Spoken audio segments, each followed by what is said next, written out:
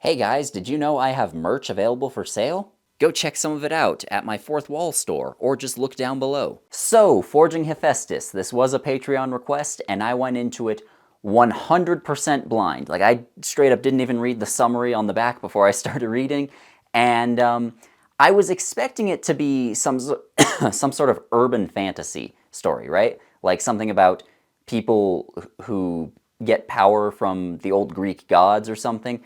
But no, that's not what it was. It is a superhero thing. It's just it takes place in a world where metahumans, or sometimes that's just shortened to metas, just people with superpowers just sort of exist. Like magic is a thing. Sometimes people get hit by meteors and they get powers. Some people just eat old forgotten gods and get powers. Like that's just a thing in this world. And then we enter our protagonist, a young woman named Tori, and she joins something called the Villains Guild, which is a secret society of, villains. And then she starts doing training, and that's kind of it. That's kind of the whole story up until the climax is Tori joining the Villains Guild, learning about their code and what is and isn't allowed, and then training her powers and becoming stronger, and that's kind of it. Now, Forging Hephaestus isn't bad, but it does have a problem that I've noticed a lot of first books in series that are trying to be like big and epic sci-fi and fantasy. A lot of the times, the first book in the series will have similar problems to what Forging Hephaestus has, and that's that it's really just there for setup and exposition.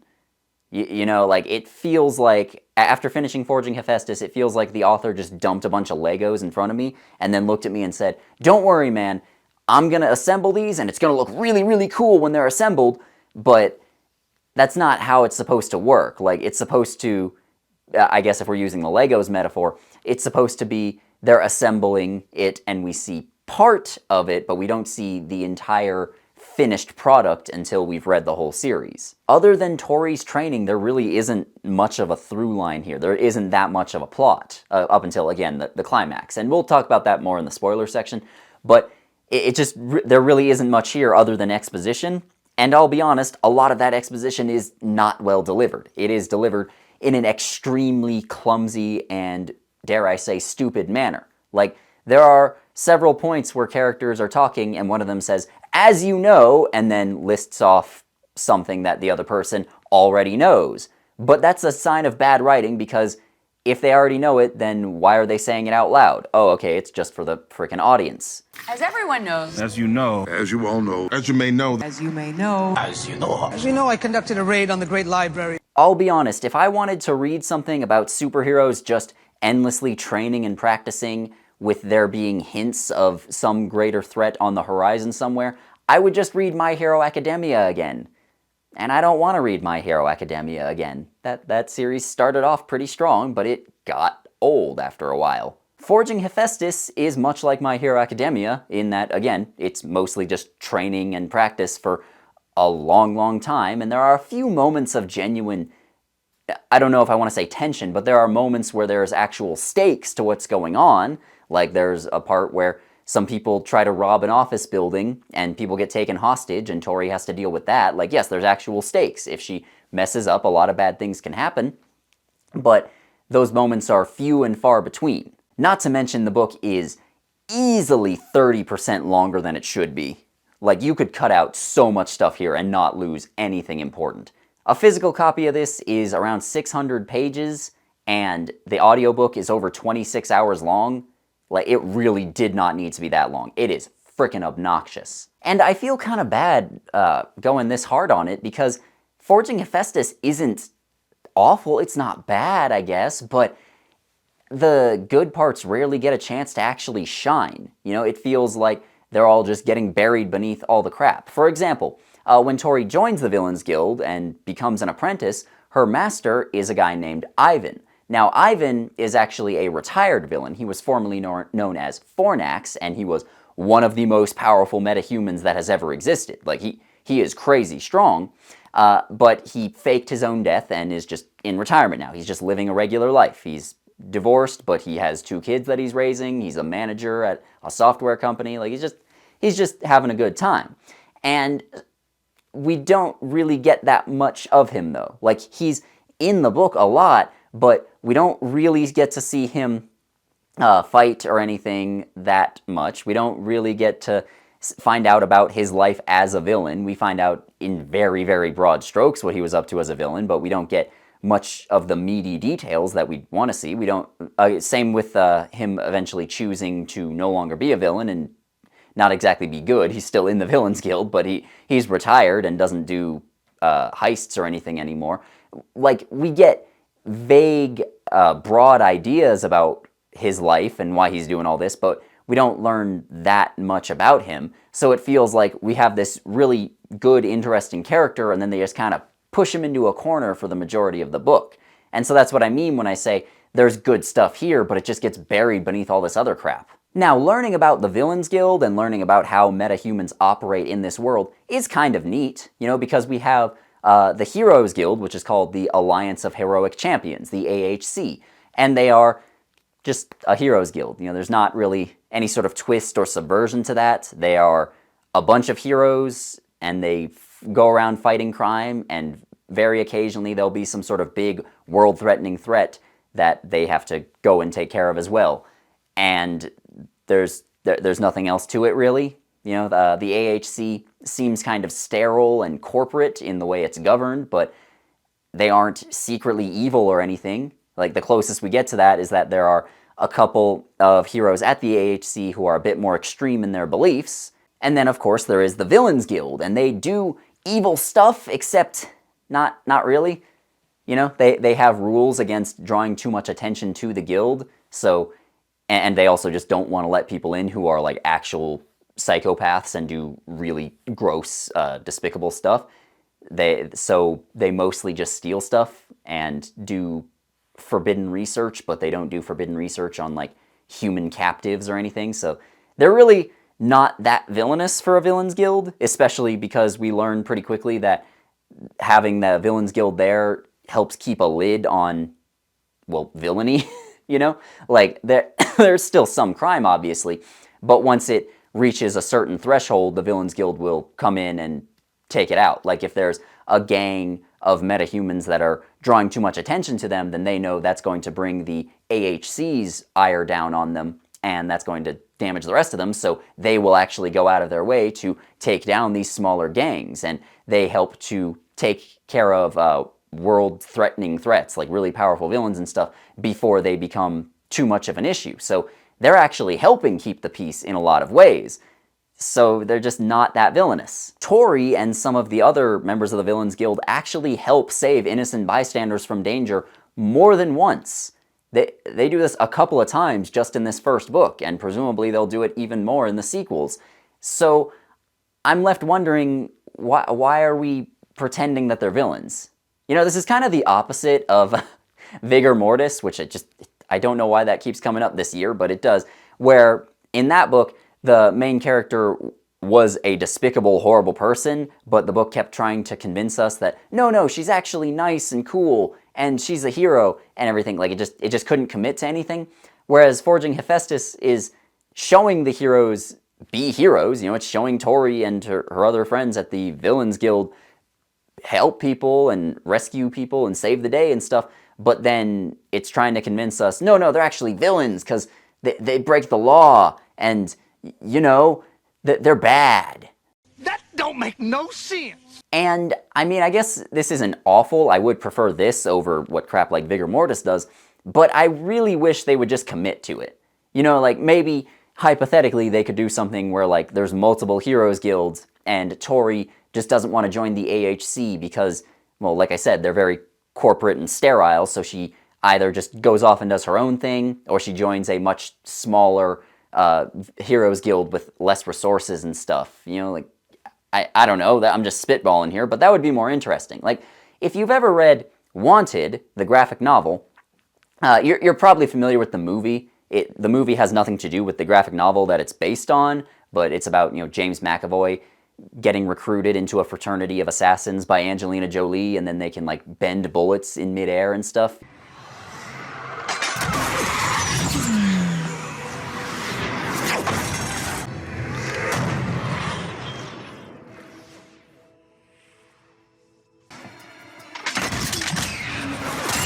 That's a fun movie, but it has nothing to do with the graphic novel, because the graphic novel is about the protagonist, Wesley, finding out that, okay, superheroes used to be a thing in his world, but the villains all got together and just killed them all, and then they rewrote reality so nobody remembered there being heroes or villains to begin with, and now the villains just run the world in secret. So Wanted is also about a hidden villains guild, just like Forging Hephaestus, but at least they went all the way with it. Like, Wanted is really, really bad. I don't recommend anyone read it, by the way. Just throwing that out there.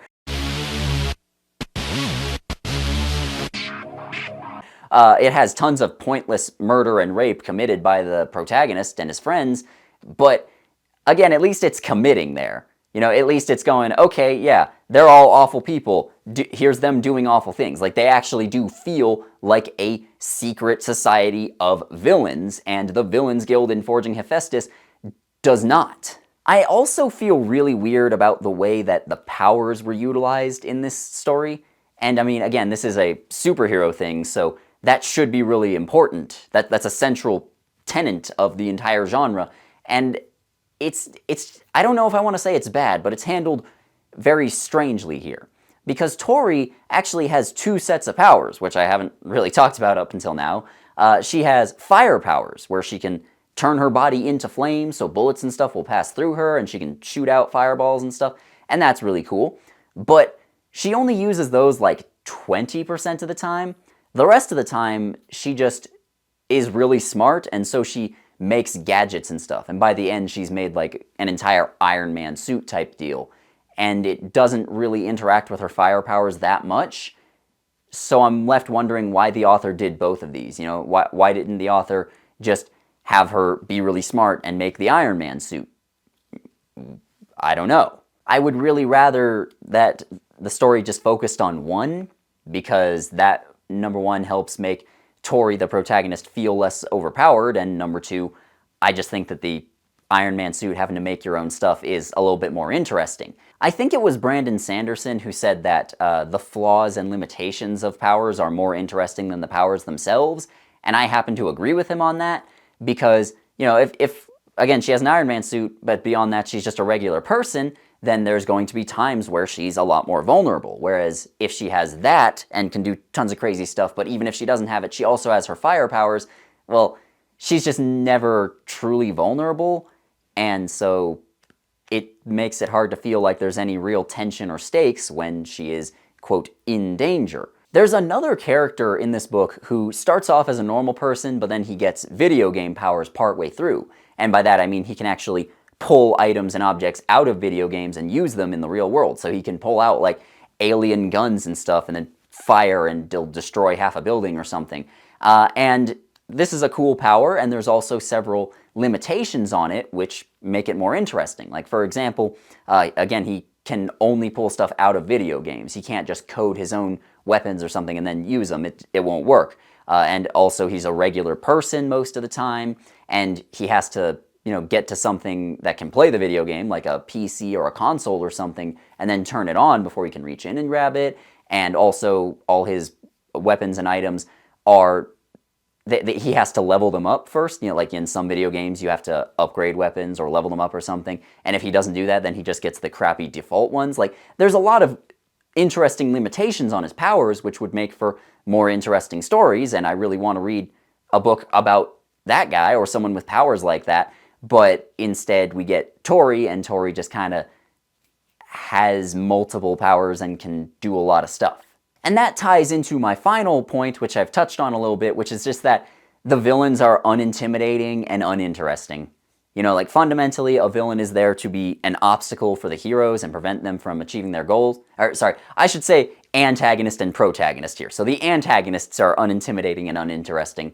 And they're there to prevent the protagonist from reaching their goals, you know, like, fundamentally that's what they are, whether it's an actual person or just a force of nature or whatever. Like, they are there to prevent the protagonists from doing what they're trying to do, and the antagonists in this one are just not very good at doing that. And in order to talk about that more, I have to get into spoilers. So, and also, I didn't have a good place to put this, but there is a member of the Alliance of Heroic Champions who calls himself the Whitest Knight, and his costume is described as just straight up dressing as a member of the Ku Klux Klan. And he's barely in here at all. Like, you would think that would be a hint at how, okay, the AHC is actually evil or something, but they're not. They're totally normal. They just also have a Klansman in their midst.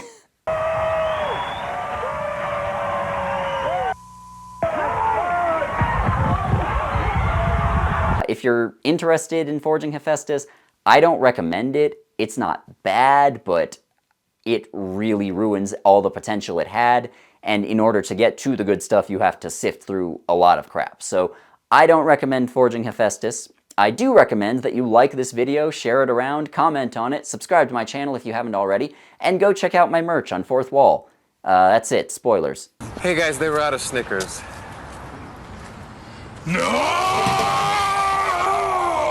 Okay, so I'm mostly going to be talking about the climax here. Basically, there is a hero at the AHC whose name is Apollo, and he's not totally new to being a hero, but he is relatively new. He hasn't been around that long, and he is very, very powerful, and he knows about the Villains Guild. Like, the leadership of the AHC, they know the Villains Guild exists, but they're okay with it because, as I mentioned earlier, they kind of keep a lid on some crime, and they know that there's always going to be some metahumans who are born and just for whatever reason don't want to work for the AHC and they don't want to be heroes, so the Villains Guild gives them somewhere else to go, and the guild will keep an eye on them and prevent them from making too much trouble. So Apollo knows about this, and the leadership of the AHC knows about this, but Apollo is really, really extreme in his beliefs, and he thinks, okay, we need to eliminate the Villains Guild, because see, you can kind of see where both sides are coming from here. Like, the AHC leadership, again, they think that the villains are keeping a lid on things and preventing an all-out war from breaking out, so that's good. But Apollo also knows that we're just sort of allowing them to get away with stealing and doing other illegal stuff, and that makes us look weak. That makes us look like hypocrites. If that ever gets out, that'd be bad. So you can kind of see where both sides are coming from here, and that's the closest this book ever gets to introducing an interesting conflict. But long story short, Apollo does a sort of soft coup and takes over the AHC and then launches an attack on the Villains Guild. Simultaneously, someone at the Villains Guild who doesn't want to remain secret anymore, he also wants to just do an all-out war against the heroes and take over the world for real. Again, kind of like Wanted. He does his own coup and tries to take over the Villains Guild. And so this results in the AHC and the Villains Guild fighting each other, as well as having their own internal conflicts, and the city they're in just turns into a giant battlefield. While this is happening, Ivans, who is also known as Fornax, and remember, he's Tori's master, he's the one that's been teaching her, he gets briefly taken prisoner by Apollo and some others, and he mistakenly believes that his children are killed during all this fighting, and so he pins the blame on Apollo and immediately tries to kill him, which is understandable. And so this big battle goes on, and Fornax, being so powerful, is destroying large parts of the city, and Tori actually is the one who rescues his children, and she says, okay, I need to get to him and let him know that his kids are okay before he completely loses it and destroys the city and kills a bunch of innocent people. And she goes there and manages to succeed in that. And that might be okay, it's just that during the final battle, I don't even know if I could call it a battle really, we'll put quotes around that, Apollo just spends the entire time running away from Fornax. Like, at one point he blocks an attack from Fornax and it like shatters his arm, and other than that he's just running away and dodging. And granted, Apollo, as I said, is not a terrible person. He is still a hero at the end of the day, so as this is going on, he is trying to lead Fornax away from places with people to try and prevent people from getting killed. Like, at one point, Tori is approaching them, and Apollo notices, and he veers and starts running in the opposite direction because he thinks that she's going to get hurt if Fornax is nearby and is going on a rampage. So, like, that gives him a little bit of character depth, I guess, and it makes it clear he's not a hypocrite or anything, but also he's just not very powerful. He's not much of an obstacle to the heroes reaching their goals. So why is he the antagonist here? He doesn't work as the antagonist. Like, he's so weak compared to Fornax that he's just running away this whole time. And he's also not really smart or anything else enough to still be an obstacle. He doesn't work as an antagonist. Like, if this was a Lex Luthor Superman situation where Lex Luthor is just a genius and he's able to outsmart Superman and maneuver him into difficult situations, then this might work, but that doesn't happen because Apollo also kind of gets outsmarted. Like, he wasn't trying to kill Fornax's children, Fornax/Ivan. It's always kind of difficult to talk about superheroes and villains with their identities because you have to refer to them by different names, but whatever. It wasn't his idea to try and kill Fornax's children. That was someone else's idea, and when it happens, Apollo panics and goes, oh, no, this wasn't my idea. So it just makes him look like a dumbass, too.